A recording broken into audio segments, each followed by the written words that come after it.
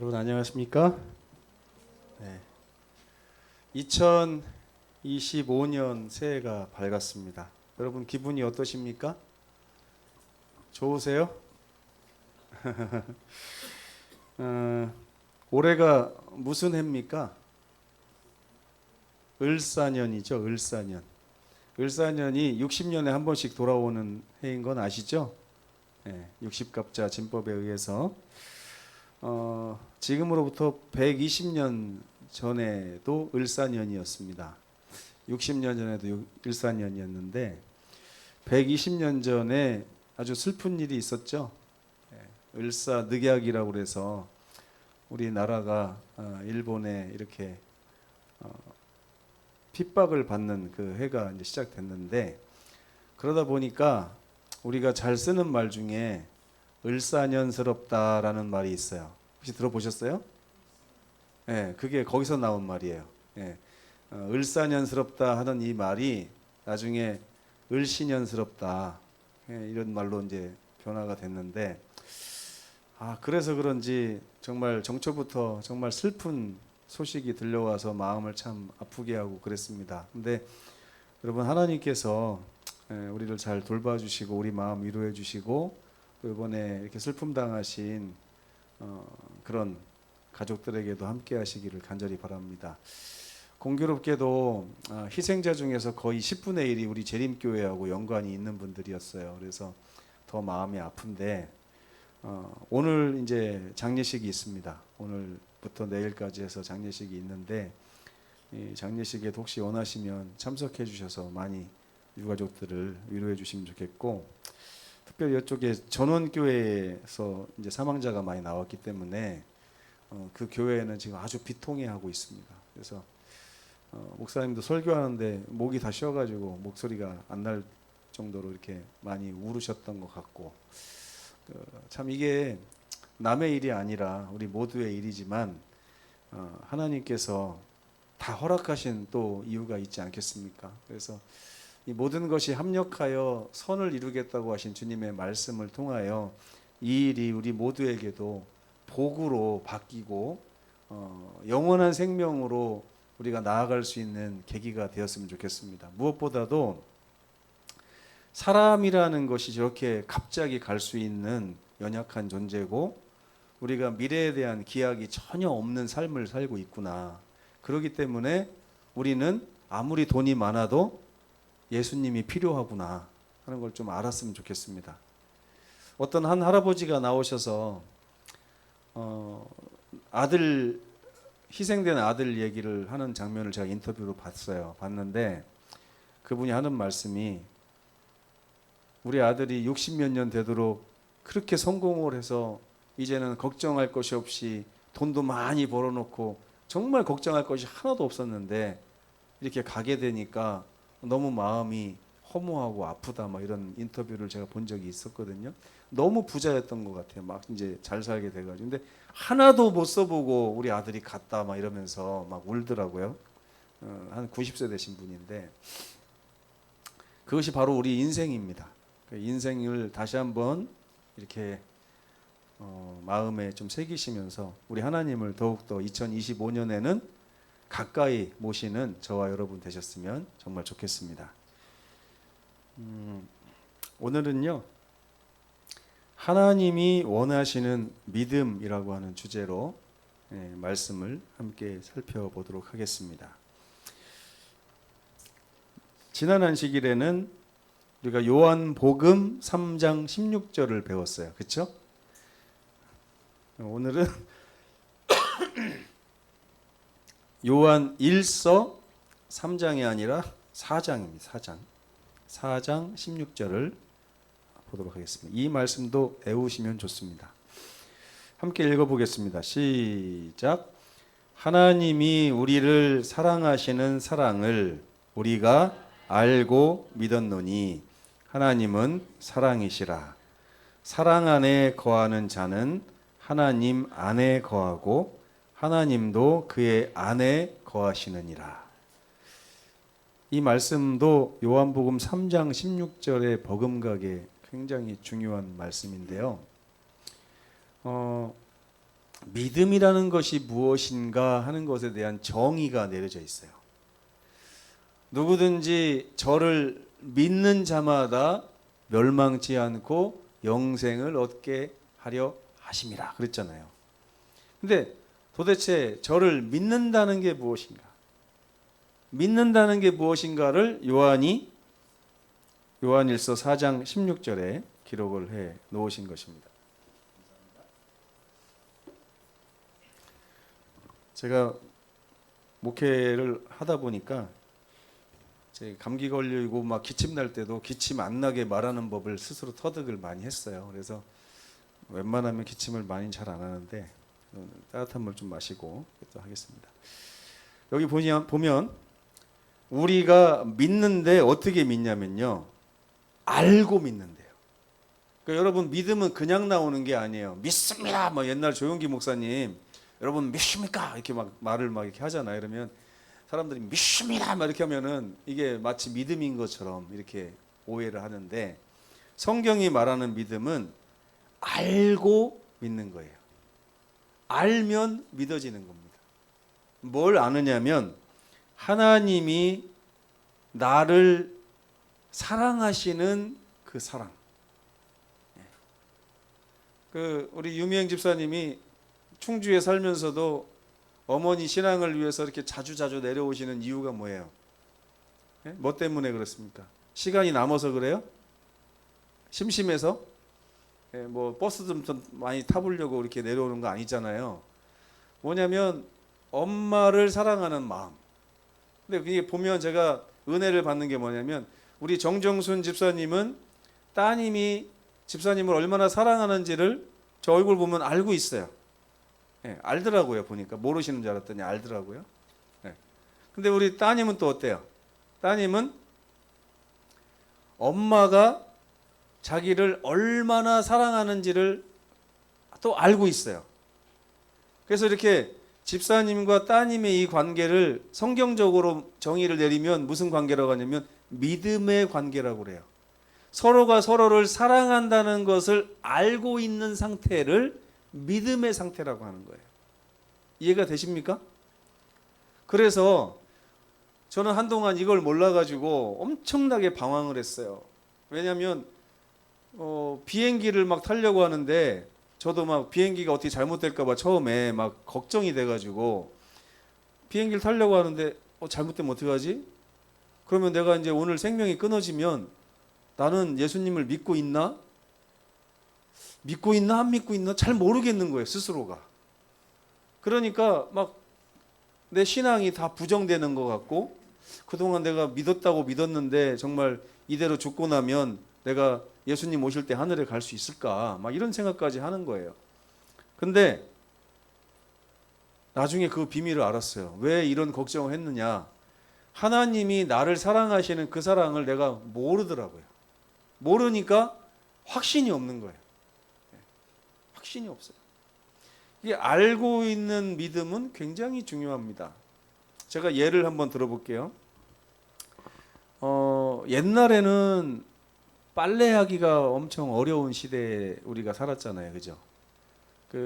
저희 마을도 한 30가구 정도가 사는데 산 중턱에 있는 산촌이에요. 1년 내내 물고기 한 마리 구경하기 힘든 동네인데, 빨래를 하려면 위에서 집수정에서 내려오는 그 물은요, 먹는 데만 사용해야 돼요. 그거 만약에 안 지키면 이장님 막 와서 막 난리치고 막 이럽니다. 그럼 빨래는 어떻게 하느냐? 빨래를 지고 한 200m 정도 쭉 내려가면 개울이 있어요. 개울에서 이제 얼음을 깨고 겨울에는 막 빨래도 하고 이렇게 하시는데, 빨래하기가 좋겠어요, 싫겠어요? 예? 엄청 싫죠. 그러니까 이제 저희 어머니가 옷을 버리고 오면은 저희를 엄청 이렇게 회초리로 많이 메타작을 많이 했어요. 옷 버리고 오지 말라고. 근데 남자 사내 녀석들이 잘 안 되죠, 그게. 근데 이제 옷을 버리는 것도 문제지만, 이제 어렸을 때 보면 이제 이불에다가 실내를 합니다. 이불에다 실내를 하면 그날은 아주 그냥 죽도록 맞는 거예요. 이 왼수 같은 놈 그러면서 막 어머니가 근데 그도 그럴 것이요. 그 이불 가지고 빨래도 힘든데 이불 가지고 이구 가갖고 빨아갖고 말려갖고 보통 한 3, 4일 걸려야 말라요 이불이. 그러니까 그때까지는 이불이 많지도 않은데 온 식구가 덜덜덜 떨면서 자야 되는 거예요. 저 어렸을 때는 이불 하나에 동서남북으로 식구들이 발 집어넣고 잤거든요. 이렇게 방 한 칸에서. 안 그렇게 사셨나 봐요. 저는 그렇게 살았는데. 네, 그죠?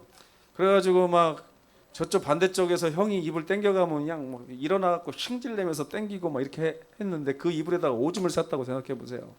온 집안의 공공의 적이 되는 거예요. 그래가지고 오줌을 싼 날은요, 아침에 새벽에 저 혼자 깨잖아요. 축축하니까. 그러면 가출을 결심하게 돼요. 아, 내가 도망가야겠다. 도망가든지 빨리 이불을 어떻게 해야 되겠는데 도저히 방법이 없어요. 애가 무슨 이불을 빨아요, 그죠? 방법이 없어요. 참 암담한 시대였습니다, 그 시대가. 그래서 저는 지금도 그때를 생각하면 오줌을 정말 싸지 말아야겠다, 막 이런 생각을 많이 하는데 나중에 저 녀석들이요, 아기 때 오줌을 싸는데 우리 때는 세탁기도 있고 막 그래서 그랬는지 저희 집사람이 애들이 오줌 싸면 뭐라고 하냐면 아이고 오줌 쌌어? 뭐 이런 식이에요. 이게 정말 다르죠. 우리는 죽을 죄였는데. 어느 날 자고 있는데 우리 단우가 저를 발로 팡 차요. 아빠 일어나! 이래요. 말도 제일 못하는 3살, 2살 이런 아이가 이제 말 좀 배웠을 때인데 딱 일어났어요. 누가 자는데 나를 발로 차. 딱 일어났더니 아빠 나 오줌 쌌어. 빨리 치워. 막 이러면서 이게 뭐냐. 제가 그때 약간 충격을 받았어요. 제 어린 시절이 오버랩 되면서 시대가 변하기도 했지만 뭔가 자식과 부모 사이의 관계가 뭔가 좀 다르구나. 그게 뭐냐면 저 아이가 저렇게 할 수 있는 게 뻔뻔해서 그런 게 절대 아니죠. 뭘 아는 거예요. 우리 아빠는 내가 당한 이 상황을 두고 보지 않고 치워줄 것이다. 나를 혼내는 대신에 옷을 갈아입혀주고 이불도 치워서 빨아주고 이걸 다 엄마 아빠가 해줄 것이다 라고 하는 강한 확신이 있는 거예요. 그러니까 엄마 아빠가 자기를 얼마나 위해주고 사랑해준다고 하는 걸 알기 때문에 거기서 나오는 행동이었던 것입니다. 저는 이걸 다른 말로 하면 믿음의 행동이라고 말을 하고 있는 거예요. 여러분 우리가 신앙을 하면서요, 어떤 사람은 하나님한테 뭐 달라고 할 때 굉장히 죄송하다고 말을 해요. 저 어렸을 때 집사님 한 분이 교회 와서 가끔씩 기도하는 모습을 제가 이제 밖에서 창문 열고 이렇게 들어요. 듣다가 친구들하고 그걸 막 흉내 내기도 하고 그랬어요. 하나님 아버지 막 이러면 흉내를 내. 그러면 집사님이 나중에 딱 기도 끝나고 가서 너 다음에 또 그러면 혼난다 막 이렇게 하고 그렇게 하셨는데 그때 했던 기도가 뭐냐면 하나님 죄송합니다 이래요. 제가 지난주에도 기도를 했었는데 또 기도를 합니다 그러면서 마치 하나님한테 뭔가를 계속 이렇게 요청하면서 좀 죄송한 마음을.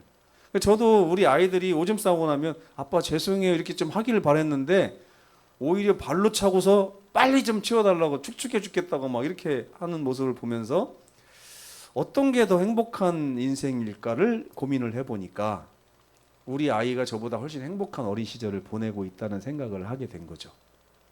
여기서 말하는 믿음은 이런 거예요. 하나님이 나를 얼마나 사랑하셔서 내가 죄를 졌을 때 죄로 인해서 도망가는 그런 무서움의 백성이 아니라 두려움의 백성이 아니라 하나님이 나의 모든 죄를 다 사해 주시고 용서해 주시고 깨끗하게 해 주셔서 다 씻긴 다음에 하늘로 데려가신다고 하는 그 하나님의 품성을 아는 그 믿음을 얘기하는 것입니다. 오늘 좀 서론이 길지만 이 얘기는 제가 꼭 드리고 싶었어요. 성경이 참 이거 1년에 한 번 읽기도 힘든 굉장히 두꺼운 책입니다.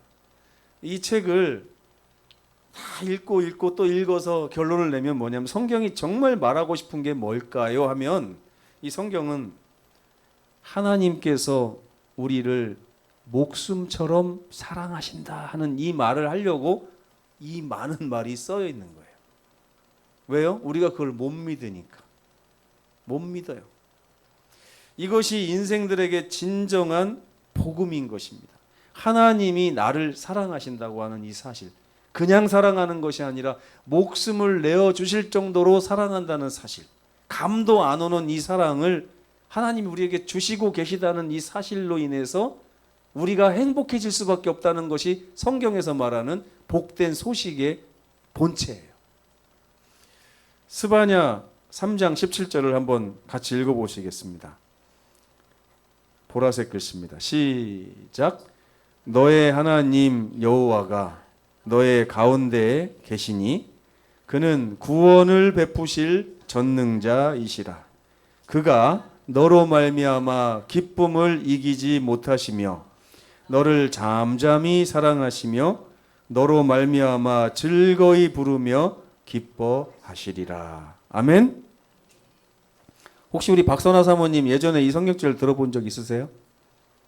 하나님이 이렇게 우리를 사랑한다는 사실을 들어본 적 있으세요? 없죠. 이게 복음입니다. 저는 하나님이 무서운 하나님, 심판의 하나님인 줄만 알았는데 우리 맨날 그렇게 배우잖아요. 옛날에 권선징악이라고 아세요? 우리가 선을 행하면 칭찬을 받고 악을 행하면 징벌을 받는다. 이것이 보통 사상이에요. 거기다 인과응보라는 말 아세요? 모든 것에는 전부 다 원인과 결과가 있고 원인에서 죄가 있으면 그 대가로 형벌을 받는 건 당연한 것이다. 그래가지고 세상에 많은 거의 대부분의 종교는요 인과응보와 권선징악에 기초를 두고 있습니다. 그래서 인당수에 심청이가 빠진 이유가 뭐예요? 바다에 있는 용왕님을 달래려고 하는 거예요. 이거 제발 심청이 받고 예쁜 심청이 드릴 테니까 파도 좀 잔잔하게 해달라고 하면 신을 달래는 거예요. 우리가 죄가 있으면 제물을 바쳐놓고서 용서해달라고 계속 빌어야 신이 용서해 주는 거예요. 이것이 바로 세상의 종교의 공통점입니다. 그러나 성경은 그렇지 않아요. 성경은 마치 우리 아이가 아빠를 대하듯이 그런 하나님으로 우리에게 다가오시고 있는 것입니다. 제가 이 하나님 발견했을 때 믿어지지가 않았어요. 정말 믿음을 갖고 싶은데 믿어지지가 않아요. 내가 이 정도까지 죄인이고 이 정도까지 나쁜 사람인데도 하나님은 이 정도까지 나를 정말 사랑하실까? 작년에 우리 김석영재님과 성경 공부를 하는데 저분이 계속 와서 똑같은 질문을 합니다. 아마 본인은 잘 모르실 거예요. 일주일 만에 한 번씩 만나는데 올 때마다 어떨 때는 이제 자기가 교회 다니다 보면은 하고 싶지 않은 일들이 있잖아요. 이제 좀 달라지고 싶고 안 하고 싶고 좀 좋은 일만 하고 싶고 착한 일만 하고 싶고 하나님이 기뻐하시는 일만 하고 싶잖아요. 그런 마음이 우리한테 있잖아요. 예수님이 말씀하셨습니다. 네가 마음에는 원이 있는데 육신이 약하도다 이렇게 말씀하셨어요. 실제로 육신이 약하다 보니까 성경 공부하러 올 때 보면 마음이 기쁜 게 아니라 뭐 이게 머리가 속 솟아가지고 자신감을 잃어요. 왜요? 또 죄를 범했다는 거예요. 근데 또 죄를 범해가지고 하나님 볼 낯도 없고 그래가지고 와갖고 또 물어보는 겁니다. 그래도 저를 용서해 주실까요, 하나님께서? 그럼 저는 맨날 똑같은 답을 계속 반복적으로 합니다. 네. 왜냐하면 저도 예전에 다 그런 경험을 했었거든요. 너무 죄송해서 기도도 안 나올 정도로 죄가 반복될 때 근데 하나님께서 저를 오셔서 안아주시면서 이사야 1장 18절에 말씀하시거든요. 오라 우리가 서로 변론하자. 너희 죄가 주홍같이 붉을지라도 내가 양털같이 만들어줄 것이다. 하나님은 죄를 심판하시는 분으로 알고 있었는데 하나님은 죄를 우리 대신 처리하시는 분으로 성경이 소개하고 있더라고요. 하나님은 오줌 싸면 혼내시는 엄마가 아니라 오줌 싸면 그것을 빨아 입히고 갈아입히고 다시 회복시키는 엄마라고 하는 사실을 성경이 말하고 있어요. 제가 그래가지고 하나님을 사랑하고 그래서 하나님을 더 좋아하고 그래서 하나님 곁에 있기를 더 기뻐하는 것 같습니다. 성경은 하나님께서 우리를 사랑하시기 때문에 하신 일들을 기록해 놓은 책이에요. 거기 보면 김신민이라는 이름은 안 나옵니다, 성경에. 그러나 저는 모세에 대한 걸 읽을 때 모세라고 하는 이름 대신에 제 이름을 넣어서 읽고 또 야곱이라고 하는 이름 대신에 제 이름을 넣어서 읽으면 딱 맞아요. 하나님이 저를 그렇게 사랑하시기 때문입니다. 근데 하나님께서는 우리가 그렇게 우리를 사랑하는 하나님의 마음을 알아주기를 원하십니다. 몰라줘요. 마음을 몰라요. 마음을 모르기 때문에 답답한 거예요. 계속 기다리시는 것입니다. 그 하나님의 마음이 증명된 장소가 있는데 바로 십자가입니다. 로마서 5장 8절 한번 읽어보시겠습니다. 시작. 우리가 아직 죄인 되었을 때에 그리스도께서 우리를 위하여 죽으심으로 하나님께서 우리에 대한 자기의 사랑을 확증하셨느니라. 아멘. 죄인 되었을 때, 여러분 주변을 한번 둘러보세요. 지난 한 주일 동안 나에게 죄를 지은 사람이 있는가 한번 좀 보십시오. 예, 누가 나한테 이렇게 죄를 졌습니까? 죄를 짓게 되면 그 사람이 어떻게 보입니까? 좀 밉죠. 예, 미워요.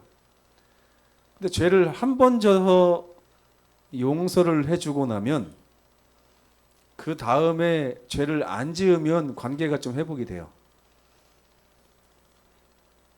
근데 그 죄가 반복이 되면 이제 막 사나워집니다, 사람이.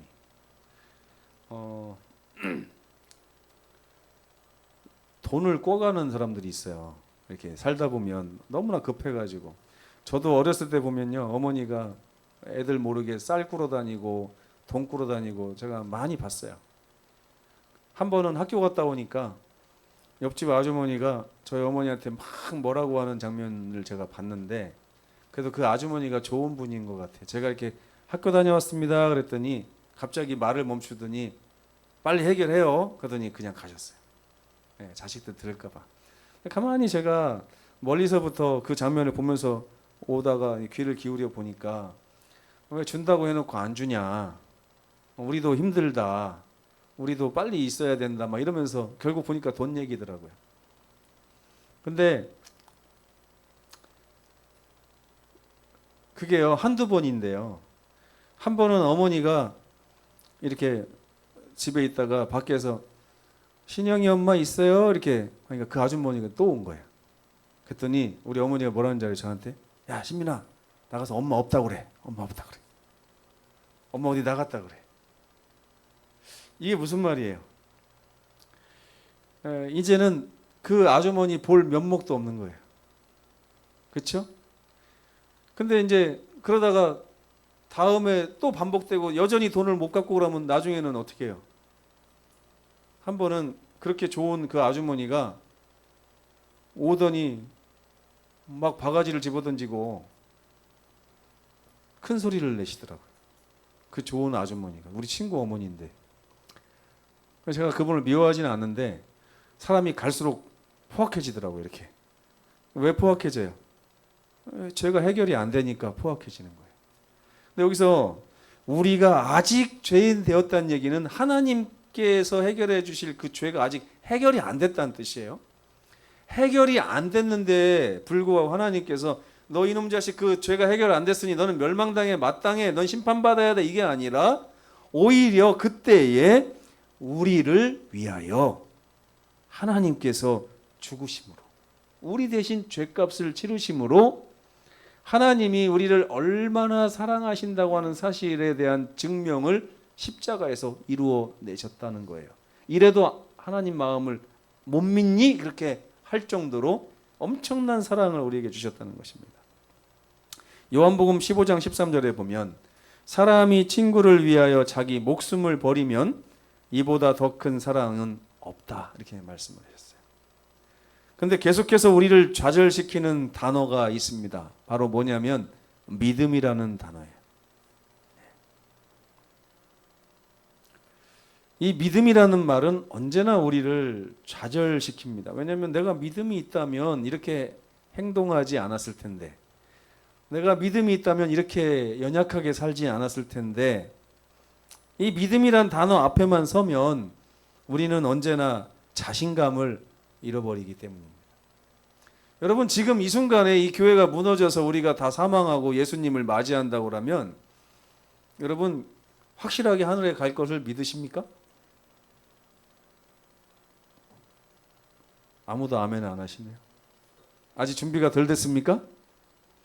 예전에 보면요 목사님이 설교 시작하기 전에 주님 오십니다. 이렇게 해요. 그러면 성도들이 뭐라고 하냐면 준비합시다 이래요. 그 얘기는 무슨 뜻이냐면 아직 준비 안 됐다는, 그때 예수님 오시면 다 멸망이에요. 예. 여러분은 어떠십니까? 오늘이 여러분의 생애의 마지막 날이라고 그러면 여러분 내일 예수님 맞이하실 수 있으세요? 없으세요? 확신이 있으십니까? 없으십니까? 준비해야 됩니까? 준비해야 돼요? 무슨 준비하실 건데요? 500만 원 준비할 겁니까? 500만 원? 뭘 준비하실 겁니까? 준비해야 된다고 말씀하셨잖아요. 그러면 뭐 준비하실 건데요? 예? 무슨 마음 어떻게 준비할 건데요? 예? 만약 24시간 남았으면 뭐 할 거예요, 김은영 사모님? 지금부터 가가지고. 회개를 안 하셨구나. 예.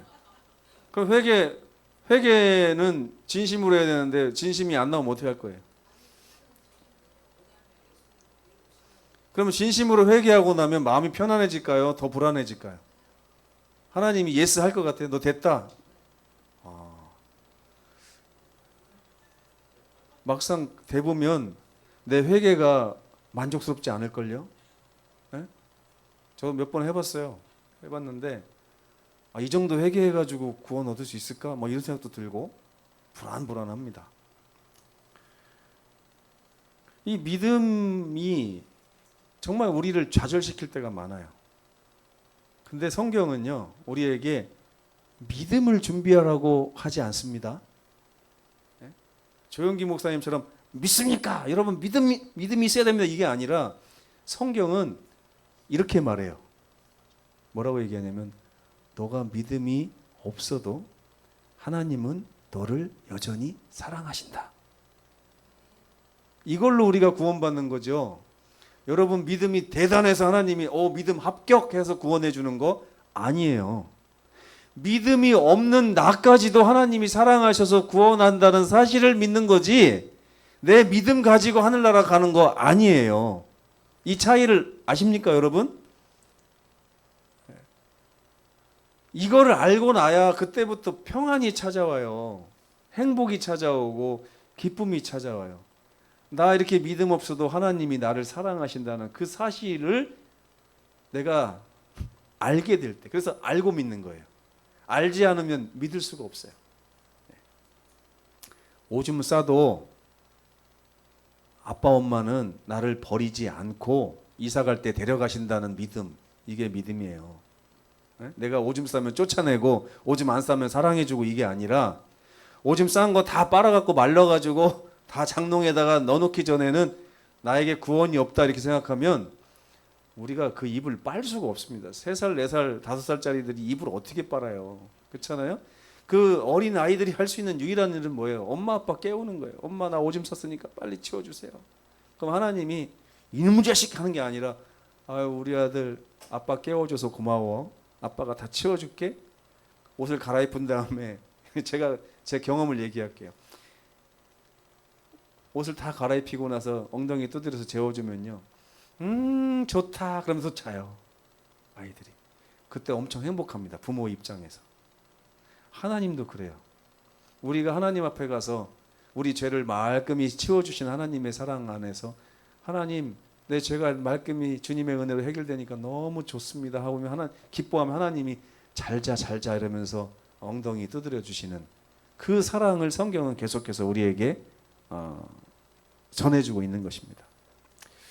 그러니까 알고 믿는 것 정말 중요한데 우리는 내 믿음 가지고 하나님께 점수를 획득하려고 하는 그런 신앙을 하기 때문에 자꾸 좌절이 되는 거예요. 왜? 만약에 여러분 고등학교 3학년 수학 문제를 여러분에게 주면서 90점 이상 맞아야 하늘나라 간다고 그러면 여러분 가실 수 있겠어요? 네? 준비하셔야 될 거 아니에요. 어떻게 준비하실래요? 네? 공부하면 될 것 같습니까? 공부하면 될 것 같아요? 확률 막 이런 거 안 돼요. 못합니다. 근데 그럴지라도 합격시켜 주신다고 하는 하나님의 음성을 우리가 성경에서 발견하기 때문에 신앙을 하는 거예요. 내가 수학 문제를 90점 이상 맞을 수 있을 것 같아서 신앙하는 게 아니라 나는 어차피 그 점수가 되지 않지만 하나님께서는 그런 나일지라도 사랑하셔서 나를 합격시켜 주시고 영원토록 나와 함께 사실 거라는 그 하나님의 마음을 알기 때문에 내가 하나님을 믿는 것입니다. 이게 우리 신앙이 행복해지는 방법이에요. 그래서 우리는 무엇을 믿어야 하느냐? 하나님께서 우리에게 요구하시는 믿음은 그런 믿음이 아니라는 걸 알아야 돼요. 먼저 믿음이 있으면 구원을 해주고 믿음이 없으면 그것을 잃어버리게 되는 이런 믿음은 공포를 줍니다. 불안감을 조성하고 늘 비행기 타기 전에 내가 회개했는지 안 했는지, 오늘 예수님 오시면 내가 구원 받을 건지 두려움에 떨게 되는 거예요. 하지만 성경이 말하는 믿음은 그게 아니에요. 하나님은 지금 너가 죄인이지만 여전히 너를 사랑하셔. 죄인이 아닌 의인일 때만 사랑하는 것이 아니라 죄로 범벅이 돼서 헤어나오지 못하는 지금 너 모습을 사랑하셔서 십자가에서 목숨을 주신 거야. 그래서 너는 하늘에 갈 수 있는 자격이 생긴 거야 라고 성경은 계속해서 얘기하는 거예요. 그래서 교회 다니면서 제가 자격을 갖추려고 하는 신앙을 하시면 안 됩니다. 자격이 없는데도 불구하고 자격을 주신 하나님의 은혜에 감사하면서 신앙하는 거예요. 그래서 감사의 신앙과 뭔가 획득하려고 구원을 얻으려고 하는 신앙은 그 행복도가 차이가 납니다. 그래서 우리가 하나님을 믿는다는 말은 하나님께서 우리를 정말 목숨처럼 사랑하신다는 것을 알아준다는 말입니다. 하나님을 좀 알아주셔야 돼요. 하나님 마음을 알아주셔야 돼요. 하나님 마음을 알게 되면 거기서부터 영생이 시작되는 거라고 예수님 분명히 말씀하셨습니다. 요한복음 17장 3절 같이 읽겠습니다. 시작. 영생은 곧 유일하신 참 하나님과 그의 보내신 자 예수 그리스도를 아는 것입니다. 그분들이 어떤 것을 안다는 거예요? 어떤 분이라는 것을? 예? 그렇게 하니까 지금 빵점 맞는 거예요. 뭘 알아야 되냐? 영생은 유일하신 참 하나님과 그의 보내신 자 예수님이 내가 죄로 얼룩져서 더러운데도 불구하고 나를 사랑하신다는 사실을 아는 것이 영생이라고 성경은 말하고 있는 거예요. 내가 회개하고 헌금 많이 하고 교회 열심히 다니고 그래서 나를 구원해 주신 하나님이 아니라 그건 하나님을 잘못 알고 있는 거죠. 내가 여전히 죄인이라 할지라도 내가 아무리 노력해도 하나님 앞에 순결하지 못한 그런 연약한 존재라 할지라도 하나님은 기꺼이 나를 사랑하신다는 그 사실을 알면 거기서부터 영생이 시작된다는 것입니다. 아멘. 네.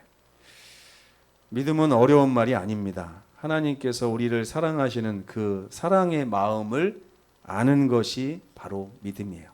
그 믿음은 믿습니다가 아니라 저 알아요. 한번 해보세요. 하나님 저 압니다. 그러면 이것을 하나님께서는 여러분의 의로 여기신다고 해요. 하나님 저 사랑하는 거 알아요. 네.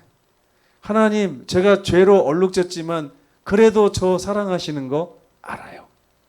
내가 아무 준비 없이 지금 생애의 마지막 순간을 맞이하고 난 죽을 수밖에 없지만 하나님 그래도 저 사랑하셔서 구원하실 거 저 알아요. 이 믿음을 요구하시는 거예요. 하나님께서. 이 믿음을. 그래서 부모의 사랑을 마음 깊이 아는 자식이 되기를 원하시는 게 하나님의 마음입니다. 자식이 부모의 마음을 알게 되면 변할까요? 안 변할까요? 자동적으로 변하기 시작합니다. 부모님께 효도하고자 하는 마음이 생겨요. 근데 부모님이 너 나한테 효도해야 내가 너 사랑해준다? 이렇게 안 하죠. 그렇죠? 이 순서가 바뀌면 엉망진창이 됩니다. 너가 나를 부모에게 공경하고 효도 안 하면 나 너 사랑 안 해. 이렇게 하면 이거는 거래가 돼요. 거래. 근데 내가 그렇게 하지 않고 효도하지 않고 그래도 부모님의 나를 향한 사랑은 변치 않는다는 걸 알 때에 자식이 철이 드는 거예요. 그죠? 그래서 신앙은 다른 말로 하면 하나님께 우리가 철드는 거예요. 하나님 마음을 알고 철드는 거. 그래서 요한복음이 아니라 요한 1서입니다. 요한 1서 4장 16절에 보면 하나님이 우리를 얼마만큼 사랑하시는지 그 사랑을 우리가 알게 되면 믿음이라는 것이 우리에게서 나오게 된다. 하나님은 사랑이신 분이다. 이걸 깨달은 거예요, 요한이.